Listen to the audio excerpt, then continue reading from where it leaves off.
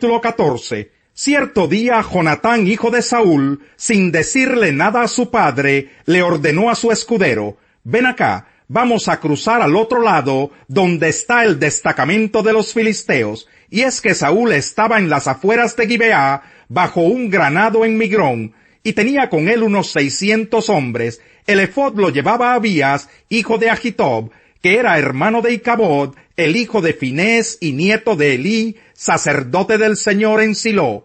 Nadie sabía que Jonatán había salido, y para llegar a la guarnición filistea, Jonatán tenía que cruzar un paso entre dos peñascos, llamados Bosés y Sene. El primero estaba al norte, frente a Micmas, el otro al sur, frente a Geba. Así que Jonatán le dijo a su escudero: vamos a cruzar hacia la guarnición de esos paganos. Espero que el Señor nos ayude, pues para él no es difícil salvarnos, ya sea con muchos o con pocos.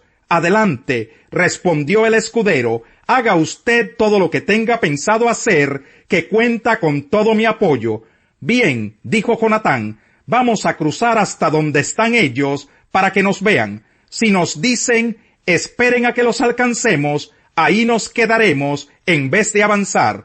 Pero si nos dicen: vengan acá, avanzaremos, pues será señal de que el Señor nos va a dar la victoria. Así pues, los dos se dejaron ver por la guarnición filistea. Miren, exclamaron los filisteos, los hebreos empiezan a salir de las cuevas donde estaban escondidos. Entonces los soldados de la guarnición les gritaron a Jonatán y a su escudero: vengan acá, tenemos algo que decirles. Ven conmigo, le dijo Jonatán a su escudero, porque el Señor le ha dado la victoria a Israel. Jonatán trepó con pies y manos, seguido por su escudero. A los filisteos que eran derribados por Jonatán, el escudero los remataba. En ese primer encuentro, que tuvo lugar en un espacio reducido, Jonatán y su escudero mataron a unos 20 hombres. Cundió entonces el pánico en el campamento filisteo y entre el ejército que estaba en el campo abierto. Todos ellos se acobardaron, incluso los soldados de la guarnición y las tropas de asalto. Hasta la tierra tembló y hubo un pánico extraordinario. Desde Gibeá de Benjamín, los centinelas de Saúl podían ver que el campamento huía en desbandada. Saúl dijo entonces a sus soldados: pasen revista a ver quién de los nuestros falta. Así lo hicieron, y resultó que faltaban Jonatán y su escudero. Entonces Saúl le pidió a Ahías que trajera el arca de Dios. En aquel tiempo el arca estaba con los israelitas, pero mientras hablaban, el desconcierto en el campamento filisteo se hizo peor. Así que Saúl le dijo al sacerdote: no lo hagas. Enseguida Saúl reunió a su ejército, y todos juntos se lanzaron a la batalla. Era tal la confusión entre los filisteos que se mataban unos a otros. Además, los hebreos que hacía tiempo se habían unido a los filisteos y que estaban con ellos en el campamento, se pasaron a las filas de los israelitas que estaban con Saúl y Jonatán. Y los israelitas que se habían escondido en los montes de Efraín, al oír que los filisteos huían, se unieron a la batalla para perseguirlos. Así libró el Señor a Israel aquel día, y la batalla se extendió más allá de Bet-Aven. Los israelitas desfallecían de hambre, pues Saúl había puesto al ejército bajo este juramento: maldito el que coma algo antes del anochecer, antes de que pueda vengarme de mis enemigos. Así que aquel día ninguno de los soldados había probado bocado. Al llegar a un bosque, notaron que había miel en el suelo. Cuando el ejército entró en el bosque, vieron que la miel corría como agua, pero por miedo al juramento, nadie se atrevió a probarla. Sin embargo, Jonatán, que no había oído a su padre poner al ejército bajo juramento, alargó la vara que llevaba en la mano, hundió la punta en un panal de miel y se la llevó a la boca.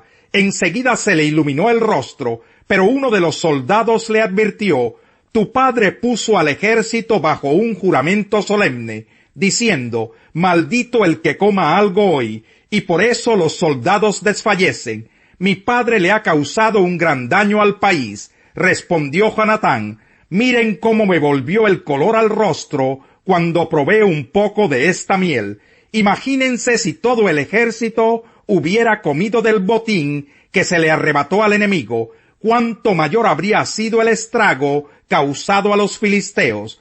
Aquel día los israelitas mataron filisteos desde Micmas hasta Ayalón, y como los soldados estaban exhaustos, echaron mano del botín, agarraron ovejas, vacas y terneros, los degollaron sobre el suelo y se comieron la carne con todo y sangre. Entonces le contaron a Saúl: los soldados están pecando contra el Señor, pues están comiendo carne junto con la sangre. Son unos traidores, replicó Saúl. Hagan rodar una piedra grande y tráiganmela ahora mismo. También les dijo: vayan y díganle a la gente que cada uno me traiga su toro o su oveja para degollarlos y comerlos aquí, y que no coman ya carne junto con la sangre, para que no pequen contra el Señor. Esa misma noche cada uno llevó su toro y lo degollaron allí. Luego Saúl construyó un altar al Señor. Este fue el primer altar que levantó, y dijo: vayamos esta noche tras los filisteos. Antes de que amanezca, quitémosles todo lo que tienen, y no dejemos a nadie con vida. Haz lo que te parezca mejor. Le respondieron: primero debemos consultar a Dios. Intervino el sacerdote. Saúl entonces le preguntó a Dios: ¿debo perseguir a los filisteos? ¿Los entregarás en manos de Israel? Pero Dios no le respondió aquel día. Así que Saúl dijo: todos ustedes, jefes del ejército, acérquense y averigüen cuál es el pecado que se ha cometido hoy.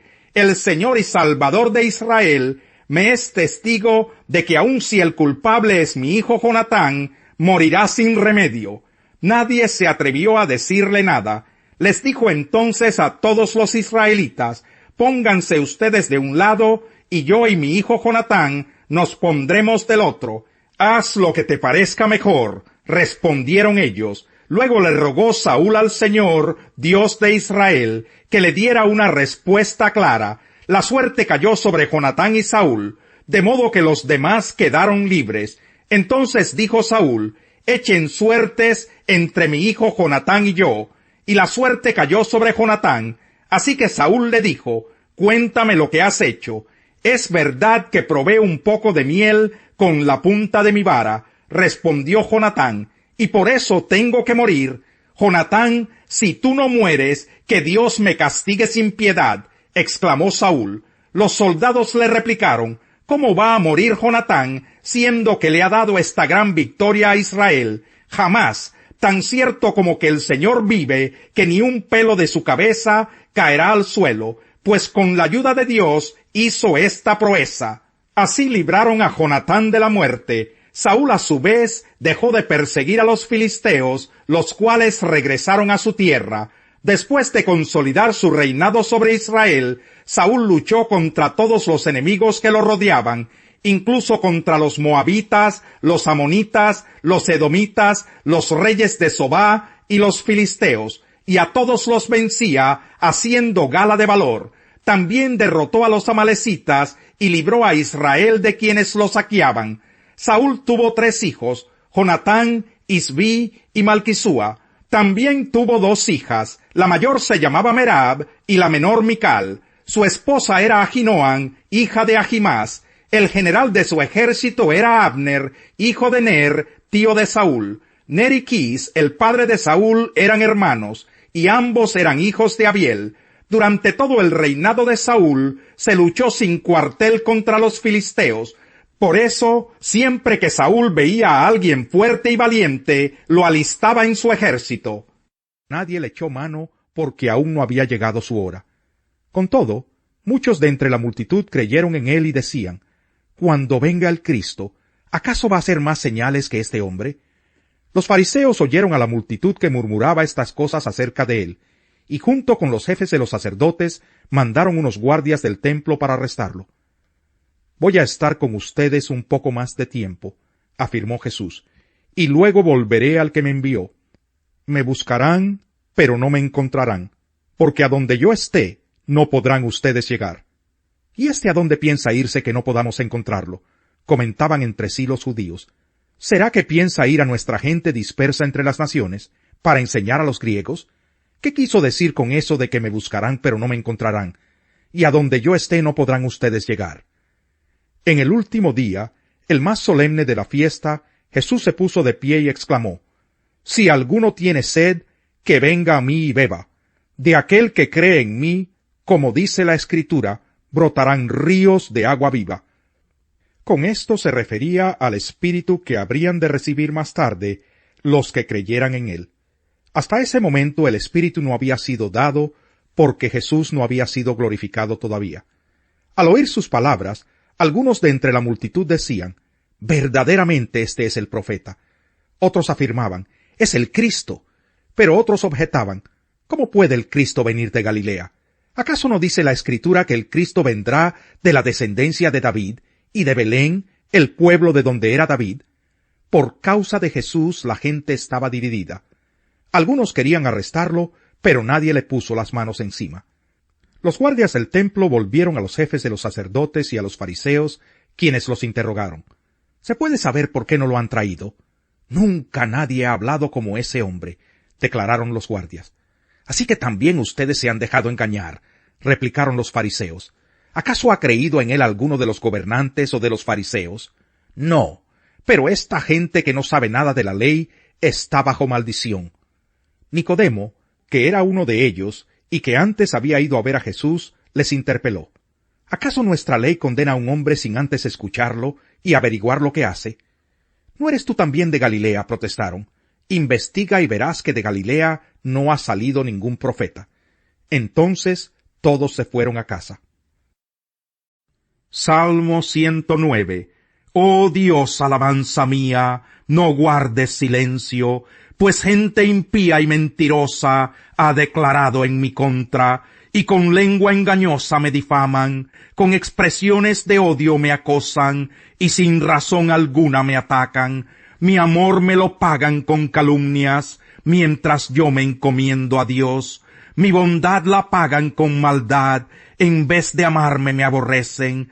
Pon en su contra un malvado, que a su derecha esté su acusador, que resulte culpable al ser juzgado, y que sus propias oraciones lo condenen, que se acorten sus días, y que otro se haga cargo de su oficio, que se queden huérfanos sus hijos, que se quede viuda su esposa, que anden sus hijos vagando y mendigando, que anden rebuscando entre las ruinas, que sus acreedores se apoderen de sus bienes, que gente extraña saquee sus posesiones, que nadie le extienda su bondad, que nadie se compadezca de sus huérfanos, que sea exterminada su descendencia, que desaparezca su nombre en la próxima generación, que recuerde el Señor la iniquidad de su padre, y no se olvide del pecado de su madre, que no les quite el Señor la vista de encima, y que borre de la tierra su memoria, por cuanto se olvidó de hacer el bien, y persiguió hasta la muerte a pobres, afligidos y menesterosos, y porque le encantaba maldecir, que caiga sobre él la maldición, por cuanto no se complacía en bendecir, que se aleje de él la bendición, por cuanto se cubrió de maldición, como quien se pone un vestido, que ésta se filtre en su cuerpo como el agua, que penetre en sus huesos como el aceite, que lo envuelva como un manto, que lo apriete en todo tiempo como un cinto, que así les pague el Señor a mis acusadores, a los que me calumnian. Pero tú, Señor soberano, trátame bien por causa de tu nombre, líbrame por tu bondad y gran amor. Ciertamente soy pobre y estoy necesitado, profundamente herido está mi corazón. Me voy desvaneciendo como sombra vespertina, se desprenden de mí como de una langosta. De tanto ayunar me tiemblan las rodillas, la piel se me pega a los huesos. Soy para ellos motivo de burla, me ven y menean la cabeza. Señor mi Dios, ayúdame, por tu gran amor, sálvame, que sepan que esta es tu mano, que tú mismo, Señor, lo has hecho. ¿Qué importa que ellos me maldigan? Bendíceme tú.